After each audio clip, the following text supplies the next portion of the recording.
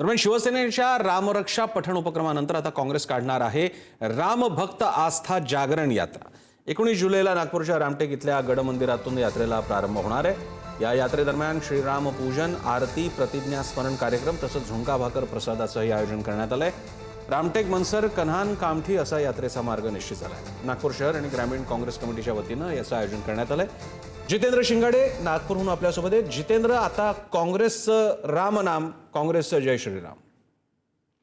नक्कीच प्रसन्न सर, असंच म्हणावं लागेल, कारण एकीकडे उद्धव ठाकरे आता रामरक्षा पठण करणार आहे। शनिवारी त्यांचा रामरक्षा पठणाचा कार्यक्रम नागपुरात आयोजित करण्यात आलेला। नागपूरच्या रामनगर येथील राम मंदिरामध्ये हा कार्यक्रम आयोजित होणार आहे आणि याची पाहणी करण्यासाठी संजय राऊत स्वतः काल रात्री पोहोचले होते आणि पुढील 3 दिवस ते पुन्हा नागपुरात स्थान मांडून बसणार आहेत। कार्यक्रमाचं संपूर्ण नियोजन त्यांच्याकडे आहे। तर दुसरीकडे काँग्रेस देखील आता रामरक्षा किंवा रामाच्या नावाने यात्रा काढणार असल्याची माहिती आता समोर आलेली आहे। त्याच अंतर्गत ही यात्रा जी आहे ती नागपूरचं रामटेक गड मंदिर आहे इथून काढण्यात येणार आहे आणि त्यानंतर त्याचं समापन जे आहे ते कामठी येथे होणार आहे। आता अयोध्येतील राम मंदिरातील जो कथित देणगी चोरीचा जो प्रकरण समोर आलेला आहे, त्यानंतर आता शिवसेना एकीकडे आक्रमक झालेली आहे तर दुसरीकडे आता काँग्रेस देखील आक्रमक झाल्याचं आपल्याला पाहायला मिळतंय।